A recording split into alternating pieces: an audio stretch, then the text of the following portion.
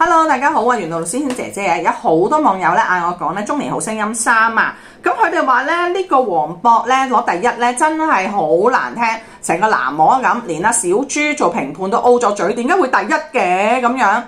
咁佢嗌我咧就聽下咁樣，咁我就開始聽啦，咁樣我就覺得咧真係咧音樂咧好講天分嘅。咁如果你係話你讀咩書都冇用㗎，因為咧係一個好實質嘅 performance 嚟㗎。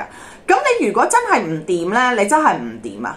咁點解我覺得啲人覺得佢似喃嘸唔掂咧？咁樣係因為咧大家要知道咧，有啲樂器咧係可以做獨奏嘅樂器，有啲樂器係唔可以，因為咧介乎咧佢音樂嘅 range 啊，即係你唱歌嗰個 range 嘅度啊，即係小提琴佢係可以做獨奏，因為佢個音嘅度咧令人好清晰啦，好 charm 啦，一聽就好靚嘅。咁第二個咧就叫 viola 咧係中提琴，中提琴咧往往咧都會低嗰個小提琴咧就2-3度，一兩度啊2-3度。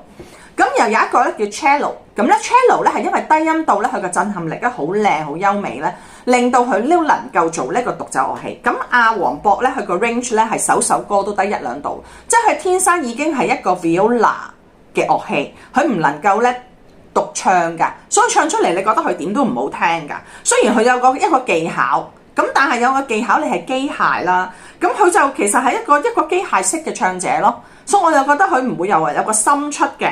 咁所以咧，啲人就話劉洋係點咧？咁啊，劉洋咧，我又覺得佢真係有天分嘅，佢唱出嚟比較專業。咁啊，點解又會輸咧？冇得解嘅，呢個世界就係個運嘅問題啦。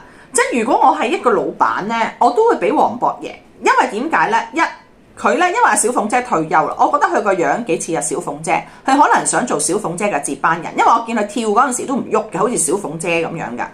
咁然後之後咧，小鳳姐又退休，可能揾佢做接班人啦。咁但係佢個 key 又唔夠小鳳姐咁 cello 喎，即係冇咁震撼力咧，係 viola 咁又就唔係幾好聽，可能要改一改 train 一 train 佢啦。咁然後我又覺得佢個樣咧有啲似阿 Lucy 啊。咁阿 Lucy 個樣咧同佢咧真係咧有啲似嗱。我話俾大家聽，如果有啲女人咧，佢下排呢度咧個腮位好勁咧，兜咧，然後之後佢兩拳咧都係高咧，你唔夠佢鬥噶啦，同埋佢個眼神咧。都係戚戚地嘅，呢個唔夠佢鬥。佢仲好似有個參賽者叫做咩子瑩嗰個咧，都唱得好好啊。但係咧嗰個因為個鼻細嘴細，佢唔夠殺食啊。